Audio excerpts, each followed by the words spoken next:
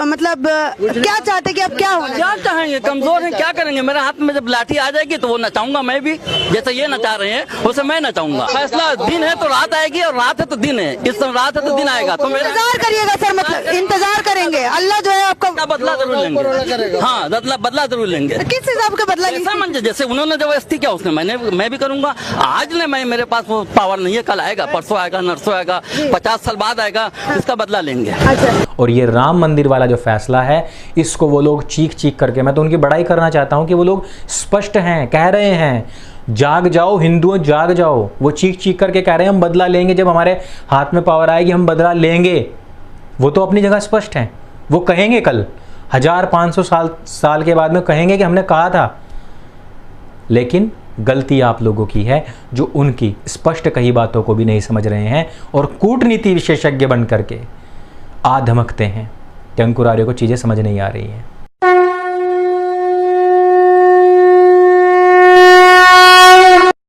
नमस्ते दोस्तों, आप सबका एक बार फिर से स्वागत है आपके अपने YouTube चैनल सत्य सनातन में। अभी मैं एक वीडियो देख रहा था मौलाना मदनी की। मौलाना मदनी कहता है कि जब हमारे हाथ में लाठी आएगी तब हम बताएंगे, जब उनकी शक्ति आएगी, जब उनकी पावर आएगी उनके हाथ में, तो तब हम बताएंगे। आज इन्होंने ज़बरदस्ती की है, तब हम ज़बरदस्ती करेंगे। ये वाक्य बहुत गौर करने योग्य है और इसको सहेज करके अपने दिमाग में बिठा लीजिए। जब पिछले दिनों मैंने एक ट्वीट को आप लोगों के सामने दिखाते हुए बताया था कि किस तरीके से एक मुस्लिम ने राम मंदिर का जो भवन, पूरा मंदिर निर्माण होना है, उसका फोटो लगाते हुए कहा था कि आज उनकी हुकूमत है, तो आज उन्होंने फैसला लिया है जब हमारी हुकूमत आएगी तो हम इसको पूरी तरीके से डेमोलिश करके यहाँ पर वापस बाबरी मस्जिद बनाएंगे, क्योंकि इतिहास अपने आप को दोहराता है। जब ये ट्वीट मैंने दिखाया था तो बहुत सारे लोगों ने कहा था कि ये तो कोई छोटा मोटा आदमी है, छोटा मोटा कोई मुसलमान है, इसके नाम पर आप सारे मुसलमानों को कुछ नहीं कह सकते। लेकिन मौलाना मदनी एक बहुत बड़े ओहदे पर बैठा हुआ वो मुसलमान है जिसको ना केवल भारत के मुसलमान बल्कि पूरे विश्व के मुसलमान अपना आदर्श मानते हैं और उसकी बातों पर, कही हुई बातों पर चलते हैं। ये वही मौलाना मदनी है जो अभी तक आप सबके सामने हिंदू मुस्लिम एकता की पीप नहीं बजा रहा था, जो अभी तक भाईचारे और सौहार्द की बातें कर रहा था श्री रविशंकर के साथ में बैठ करके, या फिर कभी कभी वो स्वामी जी के साथ में बैठ करके, या फिर कभी प्रधानमंत्री नरेंद्र मोदी जी के साथ में बैठ करके। लेकिन आज वो कहता है कि जैसे ही हमारी हुकूमत आएगी, जैसे ही लाठी हमारे हाथ में होगी, एग्जैक्ट वर्ड है, जैसे ही लाठी हमारे हाथ में होगी तब हम बताएंगे। इसको मैं थोड़ा सा पीछे रख देता हूं और अब मैं आपसे पूछना चाहता हूं कि ये हुकूमत वाली क्या चीज़ है। इसी के साथ ही साथ अकबरुद्दीन ओवैसी और असाउद्दीन ओवैसी भी इस बात को दोहरा चुके हैं। यानी कि चाहे वो इस्लाम के जो कल्ट गुरु हैं वो हों, चाहे आम जनता हो वो हो, और चाहे इनके नेता हों। देखिए, तीनों कैटेगरी आ चुके हैं जिन्होंने कह दिया है कि जब हमारी हुकूमत या हमारे हाथ में लाठी या हमारी पावर आएगी तब हम इस सब चीज़ का बदला लेंगे। बदला वर्ड यूज़ किया जा रहा है। अब आप थोड़ा सा इसको दूसरे नरेशन में देखते हैं कि यहाँ पर रहने वाले कुछ सेकुलरवादी हिंदू कहेंगे कि इस तरीके की बातें जो हैं वो आवेश में होकर के कह सकते हैं, लेकिन यहाँ पर हिंदू मुस्लिम एकता है, इसको सौहार्द को बिगाड़ने का प्रयास अंकुर आर्य ना करे। हालांकि वो कई बार कह चुके हैं, उनके हर तबके के लोग कह चुके हैं, लेकिन आरोप तो मुझ पर ही लगेगा। मैं आपको यहाँ पर रोक करके एक बात पूछना चाहता हूँ। पाकिस्तान के अंदर अभी एक अहमदिया मुसलमान का कोर्ट में घुस करके गोली मार करके हत्या कर दी गई है, और वो कारण ये था कि उसने नबी की निंदा कर दी थी। निंदा छोड़े कुछ शब्द कहे थे पर वो निंदा में ले लिया गया है। अब मैं आपसे पूछना चाहता हूँ कि अहमदिया कौन है? अहमदिया है कादियानी जाट, जो पहले जाट थे और फिर बीच में आकर के इनका कोई व्यक्ति आया, समाज सुधारक इनके बीच का, मुसलमान, उन्होंने इन सब लोगों को पकड़ करके मुसलमान बनाए और ये सारे सारे मुसलमान बन गए। क्या इनको काबा में जाने का कोई हक है? नहीं है। क्या इनको कुरान आदि पढ़ने का, इनकी मस्जिदों में जाने का हक है सभी मुसलमानों की? कोई हक नहीं है। इनको इस्लामिस्ट माना ही नहीं जाता है, इनको मुसलमान माना ही नहीं जाता है, और ऐसे लोगों की हत्या कर रही जाए। मैं तो पहले ये पूछना चाहता हूँ कि ये कादियानी अभी तक मुसलमान है क्यों? जब इनको माना ही नहीं जा रहा तो हम मानने को तैयार है कि भाई अपने वापस आ जाओ, हम आपको सनातनी मानने को तैयार हैं, जैसे आप घर वापसी करो। बट ये आते क्यों नहीं है, वो मेरी समझ से बाहर है। आप ये बताइए कि ये जो पाकिस्तान में ईश निंदा, छोटी सी बात थी, उसको ईश निंदा बना करके गोली मारने वाले लोग कौन हैं? क्या ये मंगल ग्रह से आए हैं? बिल्कुल नहीं आए हैं। अच्छा, ये कहाँ से गए हैं? ये कहीं से गए भी हैं अथवा नहीं? ये पूरा का पूरा जो प्रांत था ये पूरा भारतवर्ष में था और ये सारे के सारे भारतीय हिंदू ही थे और ये बाद में कन्वर्ट होकर के मुसलमान बने।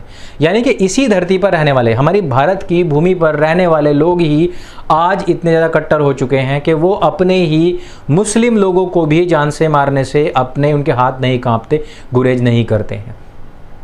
ईश निंदा का जो प्रावधान है वो कहाँ पर लिखा हुआ है? वो कहाँ पर लिखा हुआ है? कुरान में लिखा हुआ है। अच्छा, पाकिस्तानियों का नबी और हिंदुस्तानियों का नबी कोई अलग अलग है क्या? बिल्कुल नहीं है। पाकिस्तानियों की वो किताब जिसमें ईश निंदा का अपराध हत्या है, उस किताब में पाकिस्तान में और हिंदुस्तान में कोई फ़र्क है क्या? नहीं है, कोई भी फ़र्क नहीं है, एक ही किताब है। इन सब का, भारत हो या पाकिस्तान हो, इन सब का अल्लाह एक है अथवा अलग अलग है? एक ही है।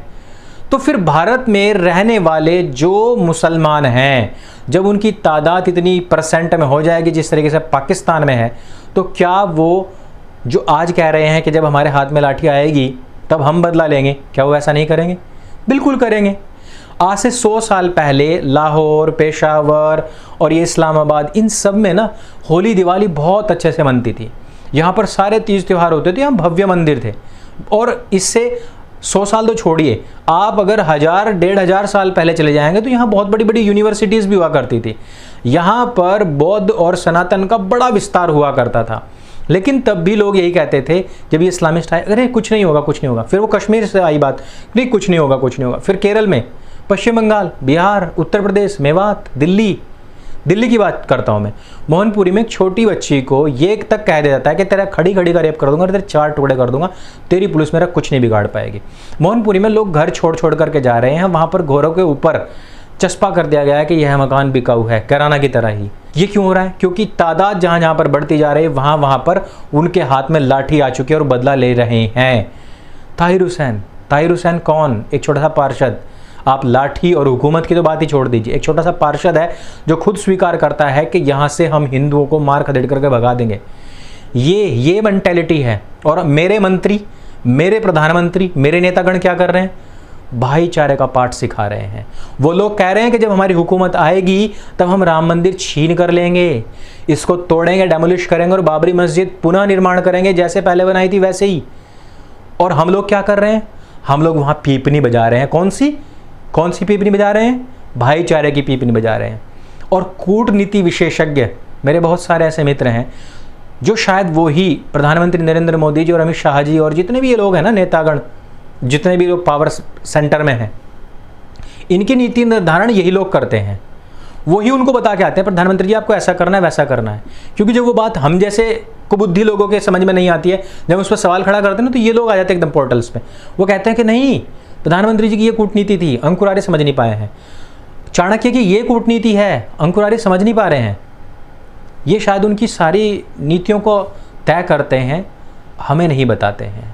शायद हो सकता है कि कभी कभार नरेंद्र मोदी जी, अमित शाह जी को भी ना पता हो कि ये कूटनीति हम जो चल रहे हैं वो वास्तव में है क्या। लेकिन जो लोग खुले आम बोल रहे हैं कि हमारी हुकूमत आएगी तो हम ऐसा करेंगे, वैसा करेंगे, क्या हमें उन लोगों को अपने गले लगाना चाहिए? क्या हमें इस समय पर इस तरीके के सौहार्द की पीपनी बजानी चाहिए? पाकिस्तान हो, अफ़गानिस्तान हो, बांग्लादेश हो, यहाँ पर रहने वाले मुसलमान इसी भारत भूमि के रहने वाले लोग हैं, मंगल ग्रह से टपके हुए नहीं हैं।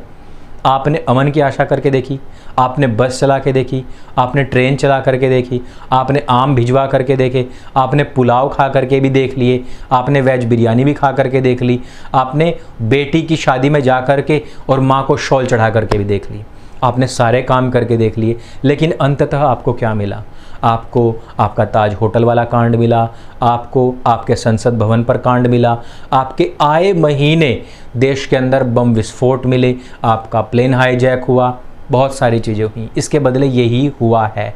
इतिहास को जो भूल जाता है वो स्वयं इतिहास बन जाता है। और ये राम मंदिर वाला जो फैसला है, इसको वो लोग चीख चीख करके, मैं तो उनकी बड़ाई करना चाहता हूँ कि वो लोग स्पष्ट हैं, कह रहे हैं जाग जाओ हिंदुओं, जाग जाओ। वो चीख चीख करके कह रहे हैं हम बदला लेंगे, जब हमारे हाथ में पावर आएगी हम बदला लेंगे। वो तो अपनी जगह स्पष्ट हैं। वो कहेंगे कल 1500 साल के बाद में कहेंगे कि हमने कहा था।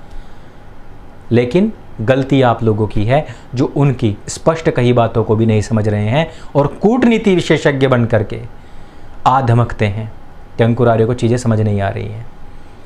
तो ये वीडियो यदि आपको जानकारी से भरपूर लगे और आपको लगता है कि ये चीज़ें डराने वाली हैं और सचेत होने की आवश्यकता है, तो इस वीडियो को सबके साथ में शेयर कीजिएगा, अन्यथा आप भी कूटनीति विशेषज्ञ बन जाइएगा। मेरे संग बोले सत्य सनातन वैदिक धर्म की जय। जय हिंद, वंदे मातरम।